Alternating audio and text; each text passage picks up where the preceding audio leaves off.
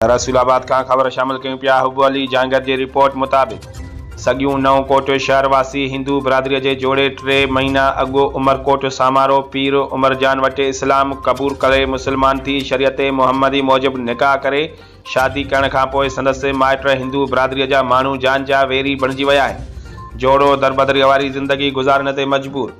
उन सिलसिले में इस्लाम क़बूल करे शादी कंदड़ जोड़े अली मुर्तज़ा ऐं संदसि ज़ाल फातिमा नेशनल प्रेस क्लब सॻियूं पहुची एहतजाज कंदे दाहींदे चयो त असीं पहिरियों हिंदू धर्म सां वास्तो रखंदड़ हुआसीं। असांजा हिंदू मज़हब ऐं अरचंदो वलदे रामचंदो ऐं मुंहिंजी घरवारी बाई वलदे खमून हुई।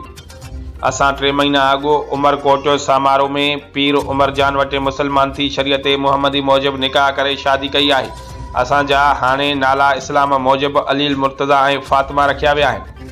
असां जॾहिं खां इस्लाम क़बूल करे मुसलमान थिया आहियूं असांजा माइट ॼाम बाबू आचार सॼण बीजल मालू मेहार डॉक्टर अल्लू प्यारो ऐं ॿिया असांजे जान जा वेरी बणिजी विया आहिनि।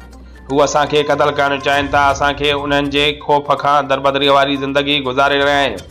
असांजी SSP मीरपुर ख़ासि ऐं SSP खैरपुर इंसानी हक़नि जे तंज़ीमुनि समेत सभिनी वस वारनि आला अमलदारनि ऐं मुसलमान भाइरनि खे अपील आहे त हिंदू बिरादरीअ जे माण्हुनि ऐं उनजे साथारनि ख़िलाफ़ कानूनी कार्रवाई करे असांखे तहफ़ुज़ फराहम कयो वञे।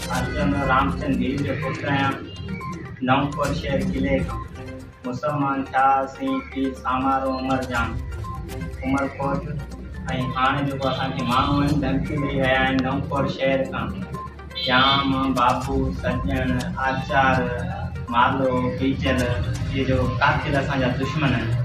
हाणे असांखे धमकी ॾेई रहिया आहिनि। असां मारण जी कोशिशि कई। असांखे हाणे इहो असांखे हथु कयूं था मुसलमान भाउरनि खे असांखे थोरो